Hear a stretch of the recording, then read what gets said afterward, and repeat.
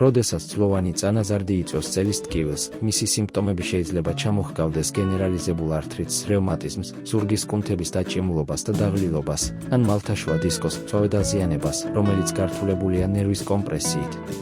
ზუსტი დიაგნოზის და შესაბამისი სამკურნალო რეკომენდაციების მიღების ერთადერთი გზაა ექიმთან კონსულტაცია. როდესაც პაციენტი უჩივის წელის ტკივილს, ექიმი იწყებს მისი დაავადების ისტორიის და კლინიკურ მდგომარეობის გამოკვლევას. ექიმმა შეიძლება სთხოვოს პაციენტს შეასრულოს გარკვეული მოძრაობები, რათა შეამოწმოს ხერხემლის მოძრაობის დიაპაზონი, შეაფასოს ნერვული ფუნქცია და ფეხების და ხელების კუნთების ძალა.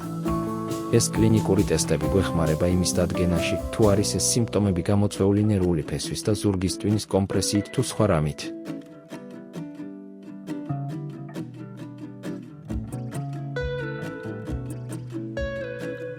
ასევე შეიძლება დაინიშნოს რადიოლოგიური დიაგნოსტიკური ტესტები. ხერხემლის რენტგენოგრაფიამ შეიძლება აჩვენოს ძვლოვანი წანაზარდის წარმოქმნა და ხერხემლის დეგენერაციის ნიშნები. რენტგენოგრაფია ასევე ეხმარება ექიმს დაადგინოს, არის თუ არა საჭირო დამატებითი გამოსახულება, როგორიცაა კომპიუტერული ან მაგნიტურ-რეზონანსული ტომოგრაფია. კომპიუტერული ტომოგრაფია არის საუკეთესო ტესტი ძვლოვანი ანატომიის ზუსტად შესაფასებლად, განსაკუთრებით ადრე ნაოპერაციები ხერხემლის შემთხვევაში. კომპიუტერული ტომოგრაფიის დროს ტარდება სხეულის მრავალჭრილოვანი რენტგენოგრაფია. ინტრათეკალურ სივრცეში კონტრასტული ნივთიერების შეყვანის შემთხვევაში კომპიუტერული ტომოგრაფია ძვლებთან ერთად კარგად ასახავს ნერვებსა და რბილ-ქსოვილებს. ასეთ კომპიუტერულ ტომოგრაფიას კონტრასტის გამოყენებით ეწოდება კომპიუტერული მიელოგრაფია. მაგნიტურ-რეზონანსული ტომოგრაფია საუკეთესო ტესტია ისეთი რბილი ქსოვილების ასახვისთვის, როგორიცაა მალთაშუა დისკები, ნერვული ფესვები, იოგები, კუნთები, მყესები და ხრტილები.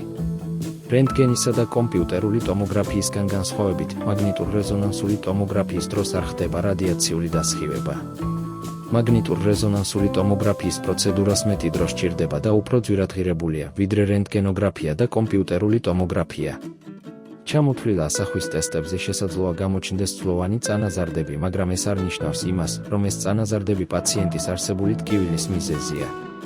პირიქით, ვიზუალიზაციის ტესტების შედეგები იძლევა დამატებით ინფორმაციას, რაც საშუალებას აძლევს ექიმს განიხილოს ან გამორიცხოს გარკვეული დიაგნოზი.